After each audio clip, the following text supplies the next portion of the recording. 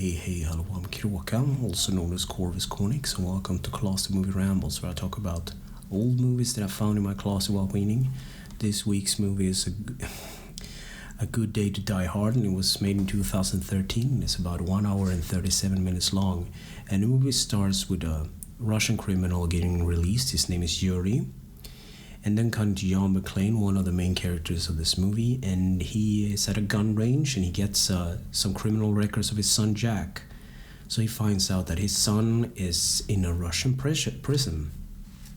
So John does whatever a sensible dad does. He goes to save his son, basically. So he goes to the airport. He gets a ride with his daughter Lucy, and he gets a book called Russian for Dummies, because he doesn't know Russian. Yeah. So he gets on a plane and he reads more into his son's report, basically. And then cutting to Jack offering to lie in court, basically, to get this criminal Yuri into justice. Because Yuri has some secret files, apparently from like the Cold War or something, and a lot of people want the information, but he's kept it secret for all this time. So there's like this kind of Cold War kind of story going on. And then John arrives in Russia and he takes a cab, and of course he doesn't know any Russian. He tries to explain to the driver that he needs to get to the Russian courthouse, but the driver actually knows a bit of English, and he starts to sing like Frank Sinatra, and due to the fact of the traffic and everything, he doesn't need to pay the driver anything just because he listened to the driver's horrible singing. It was kind of a funny scene, actually. So he just walked to the courthouse. And then John, or Jack, I should say, Jack and Yuri gets taken to the same courthouse in the same car and everything. And they get put into like they're escorted into the courthouse. And John can see this from like from the walk from the roadside or whatever, and then there is like a car explosion because there are some bad guys that want him too, and Yuri and Jack escapes the courthouse, basically, as armed troops enters the room, and they get into a car and they try to escape like the place, and John stops them, but they drive away from him, and he gets into a car, and there's this big car chase between him, the bad guys, and all the stuff's kind of happening around them and whatnot.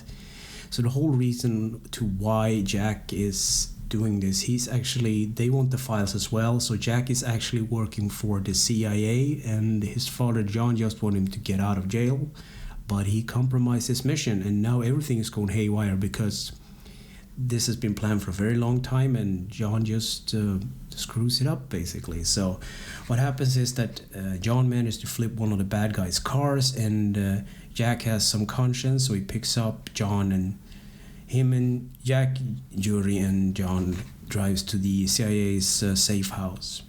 And they go in there and they try to figure out what to do, and then the place get like attacked by the bad guys, basically. So they managed to escape from the bad guys, and John and Yuri talk about parenting, because apparently Yuri has a daughter, and that was part of the agreement with the CIA, I guess, that Yuri could leave Russia, but he wanted to take his daughter with him. So Jack and John goes to pick up Yuri's daughter at this fancy kind of I think it's like an abandoned house, hotel room kind of thing. It's nobody there but them. And Irina arrives, Yuri's daughter, and she's a turncoat. She worked for the bad guys, and they take Yuri a hostage, and they're leaving a shopper. And when they're about to leave, they kind of circle around and they turn the room into cheese, like shredded cheese. And John and Jack is forced to jump down like a scaffolding, and they land at the ground and they regroup in a lobby and try to figure out what to do, all bruised up and cut. And then they go to like to a car with a trunk or whatever, and in the trunk it's full of gun, because Jack has worked with like the underground life of Russia for some time, so he knows that when gangs goes into the club, guns are not allowed, so they put them in the trunk, basically. So now they have a car and a lot of guns.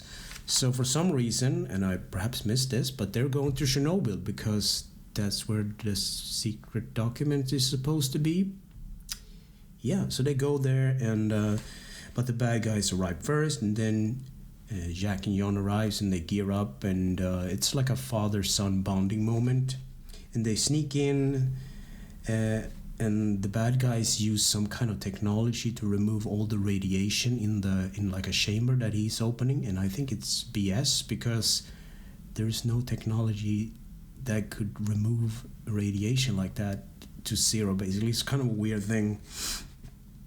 And then Yuri shoots Alec because he's actually the brain behind the plan, and then he takes over everything. And I think the whole thing about this is they have like cargo and stuff. It's like weaponized uranium or something, and they're gonna use it to sell it or whatever. There's now the bad guys have the uranium basically.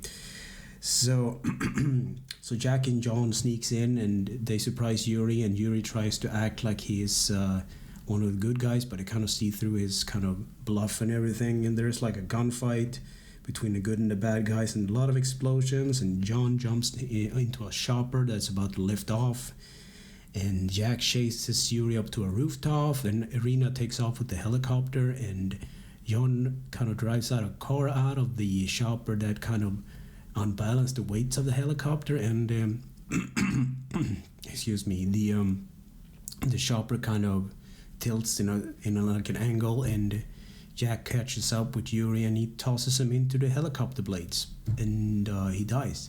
And Irina doesn't like this, of course, so she goes after Jack and John with the chopper and everything, try to crash into the building where they're at. But they jump out of the window, and there's an explosion, and she dies, basically.